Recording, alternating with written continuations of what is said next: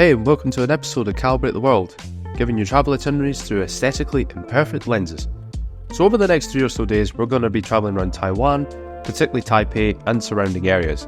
We're going to find some amazing street food, glorious architecture and lush greenery. So let's get on with it. After you clear security and figured out how to use the ticket machines for the Airport Express, which by the way is harder than you think, be sure to get a window seat as you're going to pass through the countryside, which is a little bit like floating through a forest. This train ride into Taipei takes around 30 minutes to get there, and the views are absolutely amazing. What a nice way to welcome you into Taiwan.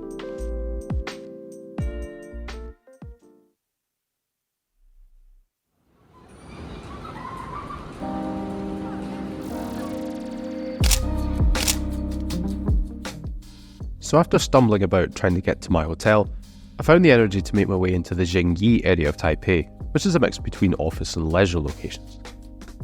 The biggest attraction here, of course, is Taipei 101, which used to be the world's tallest building until 2010, until the Burj Khalifa overtook it. It's now currently the 4th tallest building in the world by height today. So remember that when you're asked that in a pub quiz.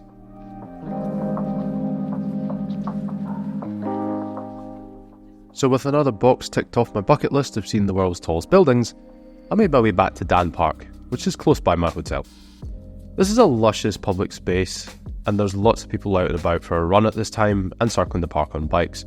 It was clear to see that Taipei is also a moped/bike society, but because my flight arrived in slightly later, I was really tired and really jet lagged. So my advice is if you lack time or jet lagged, go see things in close proximity to your hotel, i.e. really tall buildings, because you can kind of see them from far away.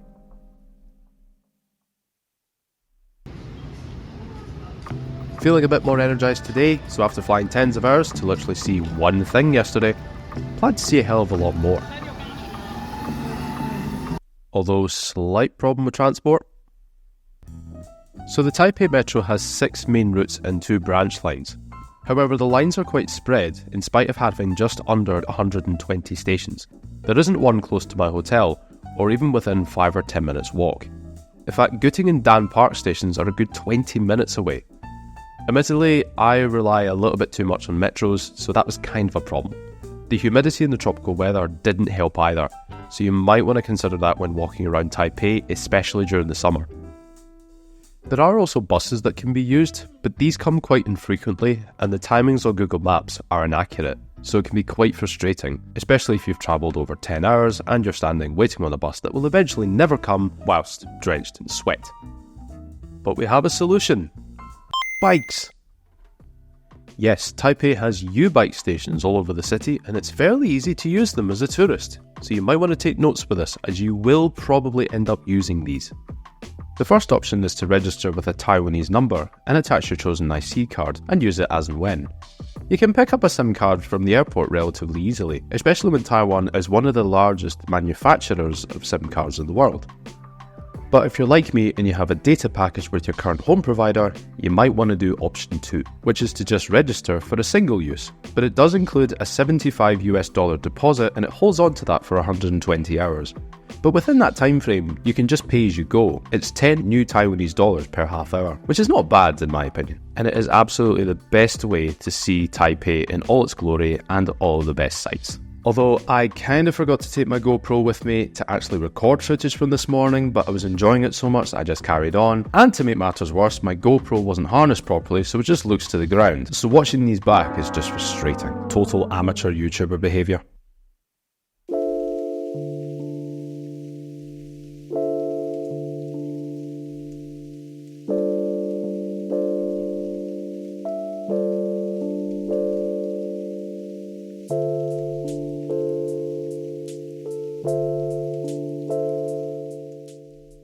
Liberty Square is the absolute centre of Taipei. Originally named the Chiang Kai-shek Memorial Square, it has the National Theatre, Concert Hall, and of course the statue of the founding leader of the Republic of China, where his memorial hall was erected following his death in 1975. The memorial hall has 89 steps leading up to it, and why do you not think 90? Well, that was because that was the president's age when he died. The hall itself is a very peaceful and grand place to be in, with a statue to rival all statues, and armed guards to outstand the guards at Buckingham Palace. Although it's really quite funny to see that the armed guards, which change every hour by the way, exercise their human right to air conditioning.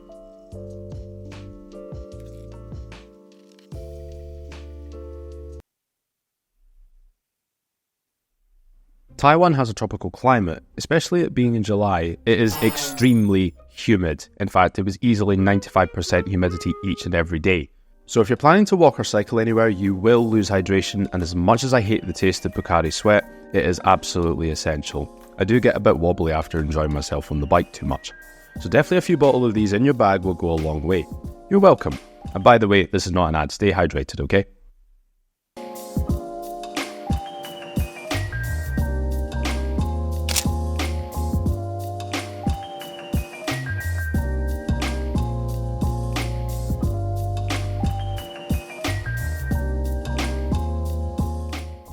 So we are now at the bustling centre of Ximen. I was quite hungry at this point, so I fancied something quite filling.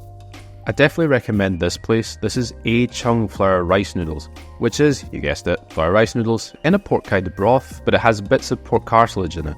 Now, yeah, you're going to shy away from that, but don't hack it until you've tried it, honestly. It's also the sodium kick that your body needs after cycling in 120% humidity.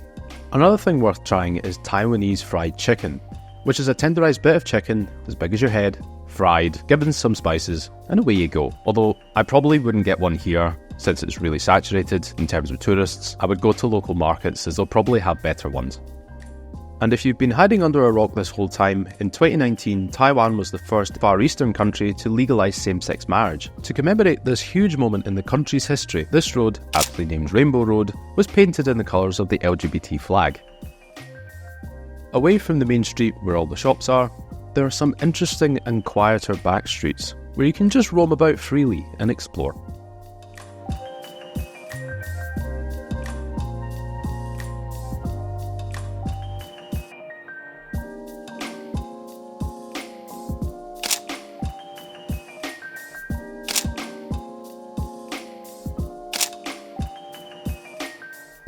So I forgot to back up all my footage from the day before, and I've now ran out of memory. So this section is going to have to be pictures of a small suburb that I stumbled across called Jingmei, which moves much slower than everywhere else, and it's actually more authentic in terms of seeing locals and people doing their daily routines.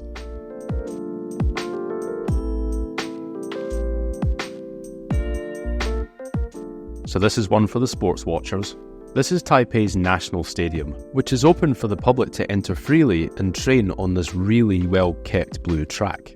So Taiwan, depending on who you ask from the IOC, appears at the Olympics as Chinese Taipei, who actually have a very keen interest in sport. In fact, in 2025, they're hosting the world's Masters Games, and they've had a pedigree of hosting other world-class events such as the Deaf Olympics in 2009.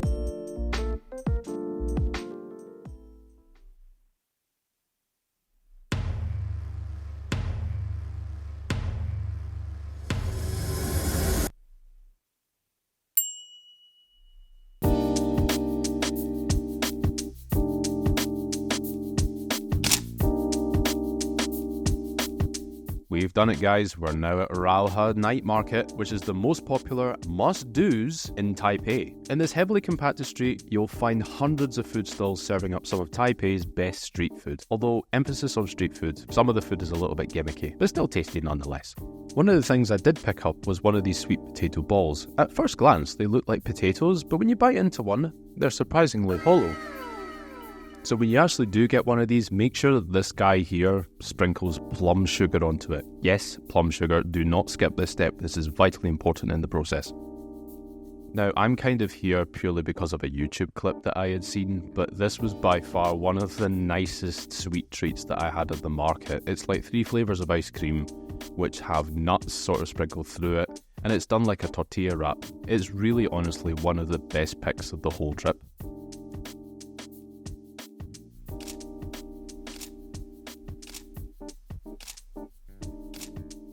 So having not fixed my GoPro problem, we're away back to the hotel just via a convenience store, because tomorrow we're going to go hiking.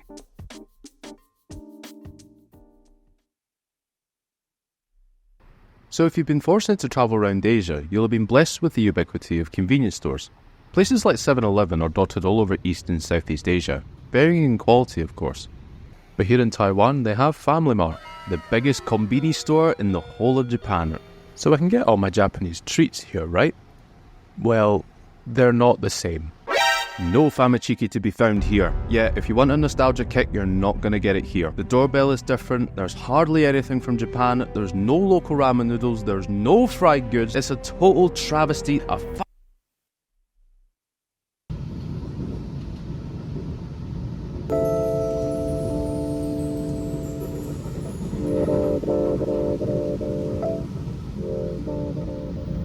So we're off out on a local train out of Taipei into new Taipei City. En route to our first destination, this place.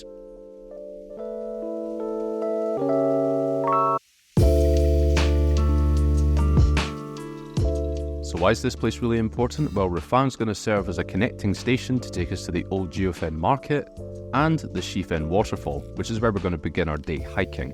This is a really popular tourist destination for people who can't go to Chaosang.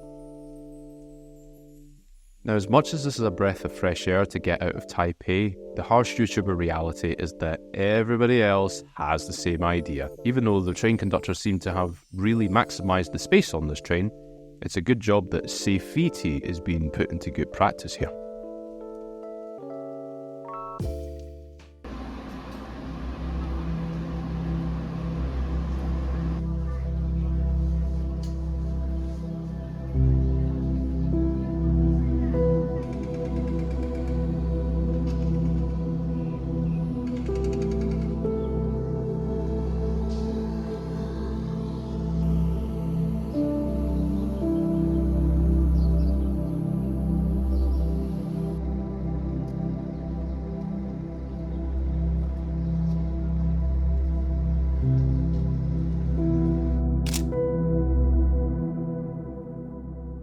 The Shifen hiking trail is one of the most rewarding hiking trails I've ever been on anywhere in the world. Not only is it green and luscious, it's absolutely dramatic in terms of scenery. The route takes you through forests, high areas, rickety bridges, immersing you in a fully natural experience. And at the end of it all, it's something absolutely extraordinary.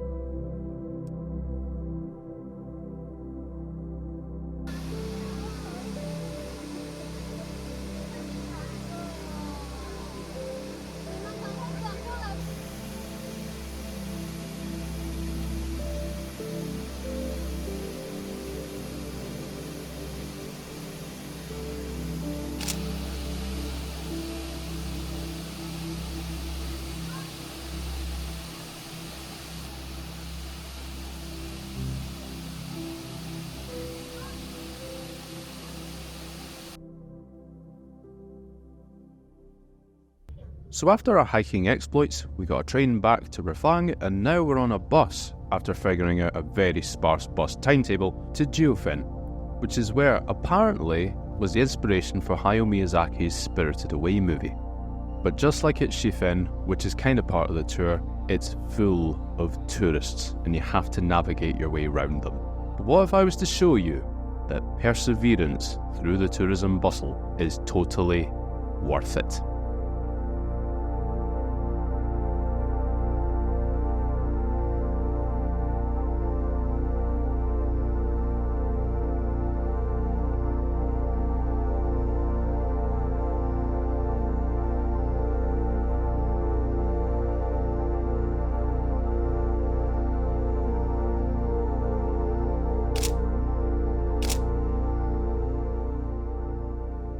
I quite frankly didn't need to say much during that section because that was just beautiful on its own.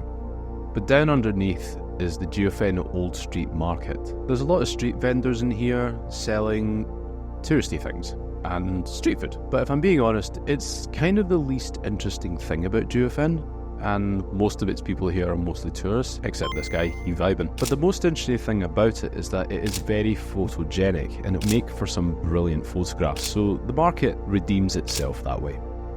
And I mean, the food isn't too bad either. I mean, these deep-fried vegan mushrooms were kind of decent in my opinion. I suppose that makes up for the lack of famachiki at Family Mart. But no cafe required, or tea or coffee. These are the views that you need, which are free, and you'll get the best experience of Jiufen. 10 out of 10. So a 3-day visit to northern Taiwan is definitely enough time to take in the main sights and experiences of Taipei, and including a day trip to Shifen and Jiufen. Taiwan is definitely an underestimated and hidden gem in the Asian continent, a vibrant population that is welcoming, world-thinking, and spectacular in appearance. This is definitely a trip well spent. I think if we had an extra day though, we would have definitely went to Chaosung, but that's for another time. Thank you so much for watching Calibrate the World. Please like and subscribe, and I'll see you somewhere new.